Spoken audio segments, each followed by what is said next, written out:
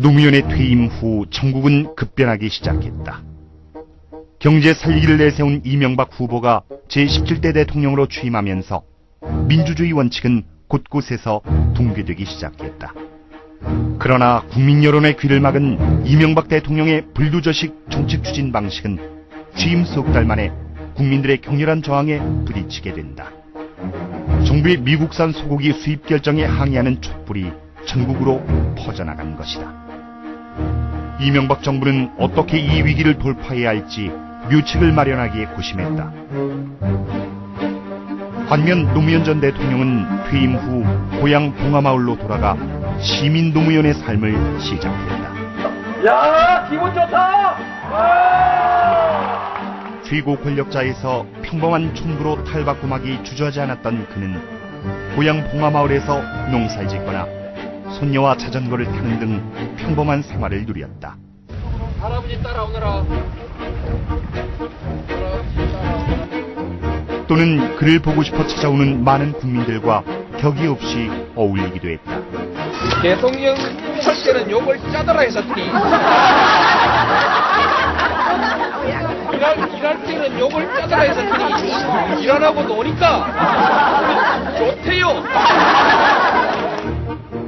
이러한 생활에 대해 노무현 전 대통령은 진짜 권력으로 돌아왔다고 표현했다.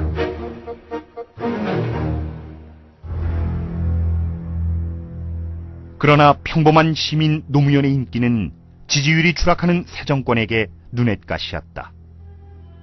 곧바로 이명박 정부는 노무현 죽이기를 시작했다. 비판적인 여론에 대해 잘 되면 내 탓, 안 되면 노무현 탓이란 식의 변명은 단골 레퍼토리였다.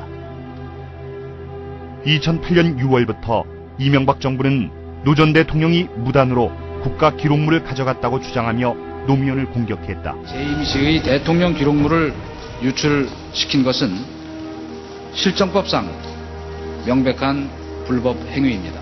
이에 노 전 대통령은 문제가 있다면 자진 출석하겠다며 정면 대응에 나섰다. 결국 조사는 흐지부지 세인의 관심에서 멀어졌다. 노무현에 대한 압박은 날이 갈수록 점점 더 거세졌다.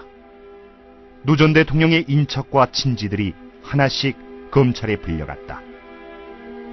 7월 국세청이 노 전 대통령의 오랜 후원자인 박연차 태광실업 회장에 대해 대대적인 세무조사를 했다. 다른 후원자 강금원 창신섬유 회장도 세무조사와 검찰조사를 받았다. 12월엔 형 노건평 씨가 구속됐고 마침내 권양숙 여사까지 검찰조사를 받았다. 문제는 친인척 조사 과정에서 확인되지 않은 혐의 내용이 조금도 여과되지 않은 채 낱낱이 공개됐다는 사실이다.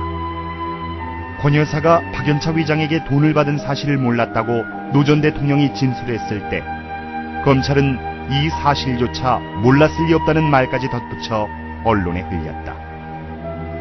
무죄 추정 원칙에 대한 명백한 위반이다. 나아가 피의사실 공표에 해당하는 불법 행위를 검찰이 직접 자행한 것이다. 그러나 모든 언론은 검찰의 불법 행위나 무죄 추정 원칙 따위는 아랑곳 없이 검찰의 발표를 받아쓰고 재가공하기 바빴다. 검찰이 앞장서 끌고 언론이 뒤에서 밀며 노무현을 파렴치범으로 몰고 간 것이다. 검찰 수사가 길어지면서 정권의 필요에 따른 기획수사이자 편파수사라는 비판이 일어나기 시작했다. 검찰에서 그때그때 수사를 해서 거의 매일 브리핑했다 그러나요? 그리고 이제 기자들이 그걸 쓰게 되면은 그것이 이제 일반 대중은 마치 그것이 이제 진실처럼 보게 되는 것이죠. 그런데도 검찰은 무리하게 수사를 강행, 노무현을 궁지로 몰아넣었다. 현행법에 따르면 받은 금품에 상응하는 특혜를 제공하지 않았다면 뇌물수수죄는 성립되지 않는다. 더구나 포괄적 뇌물수수는 법조항이 아니라 판례의 형태로 존재할 뿐이다. 그런데도 검찰은 아무런 증거도 특혜를 준 정황도 찾아내지 못한 채로 노무현을 포괄적 뇌물수수 혐의로 소환하게 이른다. 노무현 전 대통령은 4월 30일 검찰에 출두했다. 5시간 20분에 달하는 상경길을 방송 3사는 헬기까지 띄워가며 생중계했다. 그의 마지막 외출이었다. 그리고 2009년 5월 23일 제가 하고 싶은 노래는요. 사람 사는 세상이 돌아와 너와 내가 부둥켜 안을 때 무슨 덩어리 너가 잡지 저 붉은 태양에 녹아내리네. 사람 사는 세상이 돌아와 너와 나의 어깨 동무 자유로울 때 우리의 날이 저절로 등기 거리로 달려가누나. 우리의 승리 죽어간 동지의 적은 눈물. 이걸 거리는 눈빛으로 두려움 없이 싸워나가니 어머님의 맑은 웃음의 그날 위해.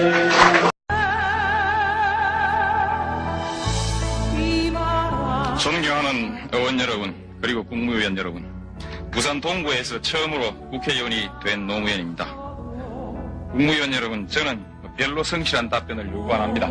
성실한 답변을 요구해도 비슷하니까요.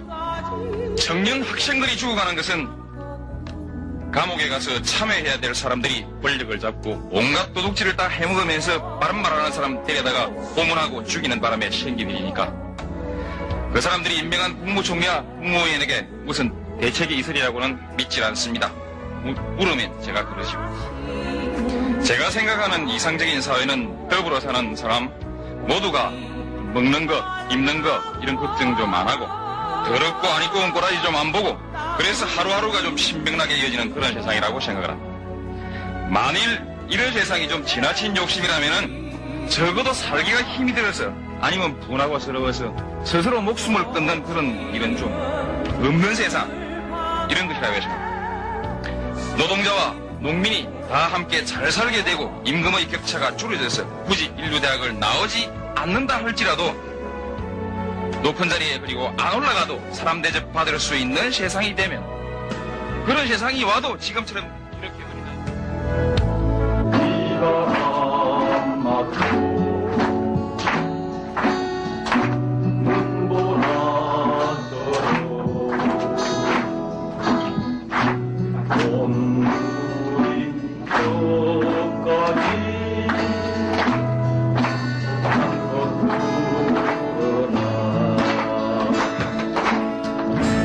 까먹었어요. 너무 긴다.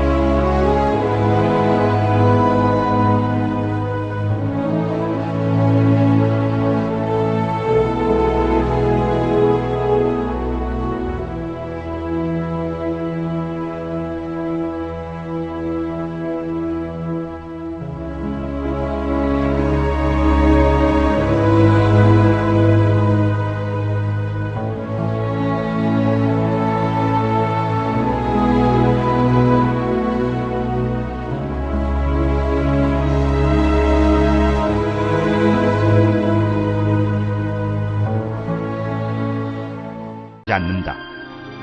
더구나 포괄적 뇌물수수는 법조항이 아니라 판례의 형태로 존재할 뿐이다. 그런데도 검찰은 아무런 증거도 특혜를 준 정황도 찾아내지 못한 채로 노무현을 포괄적 뇌물수수 혐의로 소환하게 이른다. 노무현 전 대통령은 4월 30일 검찰에 출두했다. 5시간 20분에 달하는 상경길을 방송 3사는 헬기까지 띄워가며 생중계했다. 그의 마지막 외출이었다. 그리고 2009년 5월 23일 제가 하고 싶은 노래는요. 사람 사는 세상이 돌아와 너와 내가 부둥켜 안을 때 무슨 덩어리 억압과 착취 저 붉은 태양에 녹아내리네 사람 사는 세상이 돌아와 너와 나의 어깨 동무 자유로울 때 우리의 날이 저절로 넘기 거리로 달려가노라 우리의 승리 죽어간 동지의 뜨거운 눈물 이걸 거리는 빛으로 두려움 없이 싸워나가는 은 진짜 권력으로 돌아왔다고 표현했다.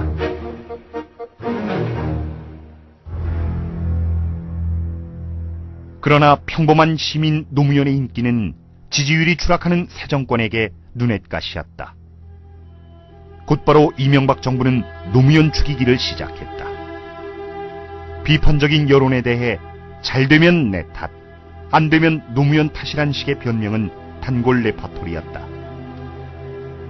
2008년 6월부터 이명박 정부는 노 전 대통령이 무단으로 국가 기록물을 가져갔다고 주장하며 노무현을 공격했다. 재임 시의 대통령 기록물을 유출시킨 것은 실정법상 명백한 불법 행위입니다.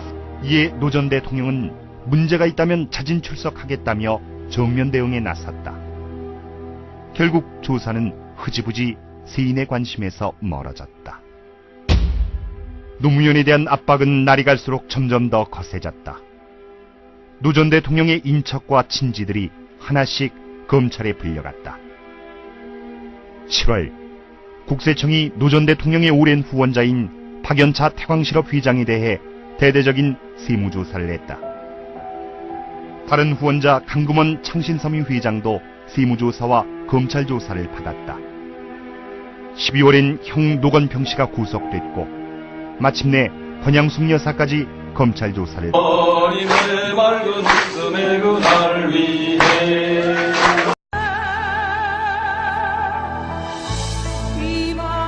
존경하는 의원 여러분 그리고 국무위원 여러분, 부산 동구에서 처음으로 국회의원이 된 노무현입니다. 국무위원 여러분, 저는 별로 성실한 답변을 요구 안 합니다. 성실한 답변을 요구해도 비슷하니까요. 청년 학생들이 죽어가는 것은 감옥에 가서 참여해야 될 사람들이 권력을 잡고 온갖 도둑질을 다 해먹으면서 바른 말하는 사람 데려다가 고문하고 죽이는 바람에 생긴 일이니까 그 사람들이 임명한 국무총리와 국무위원에게 무슨 대책이 있으리라고는 믿질 않습니다. 물으면 제가 그러시고, 제가 생각하는 이상적인 사회는 더불어 사는 사람 모두가 먹는 것, 입는 것 이런 걱정 좀 안 하고 더럽고 안 입고 온 꼬라지 좀 안 보고 그래서 하루하루가 좀 신명나게 이어지는 그런 세상이라고 생각을 합니다. 만일 이런 세상이 좀 지나친 욕심이라면은 적어도 살기가 힘이 들어서 아니면 분하고 서러워서 스스로 목숨을 끊는 그런 일은 좀 없는 세상, 이런 것이라고 생각합니다. 노동자와 농민이 다 함께 잘 살게 되고 임금의 격차가 줄어져서 굳이 인류대학을 나오지 않는다 할지라도 높은 자리에 그리고 안 올라가도 사람 대접 받을 수 있는 세상이 되면, 그런 세상이 와도 지금처럼 이렇게 우리는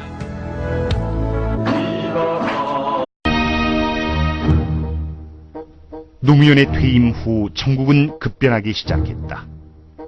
경제 살리기를 내세운 이명박 후보가 제17대 대통령으로 취임하면서 민주주의 원칙은 곳곳에서 붕괴되기 시작했다. 그러나 국민 여론의 귀를 막은 이명박 대통령의 불도저식 정책 추진 방식은 취임 석 달 만에 국민들의 격렬한 저항에 부딪히게 된다. 정부의 미국산 소고기 수입 결정에 항의하는 촛불이 전국으로 퍼져나간 것이다. 이명박 정부는 어떻게 이 위기를 돌파해야 할지 묘책을 마련하기에 고심했다. 반면 노무현 전 대통령은 퇴임 후 고향 봉하마을로 돌아가 시민 노무현의 삶을 시작했다. 야, 기분 좋다! 최고 권력자에서 평범한 촌부로 탈바꿈하기 주저하지 않았던 그는 고향 봉하마을에서 농사를 짓거나 손녀와 자전거를 타는 등 평범한 생활을 누렸다. 할아버지 따라오너라. 또는 그를 보고 싶어 찾아오는 많은 국민들과 격이 없이 어울리기도 했다. 대통령 할 때는 욕을 짜더라 했었더니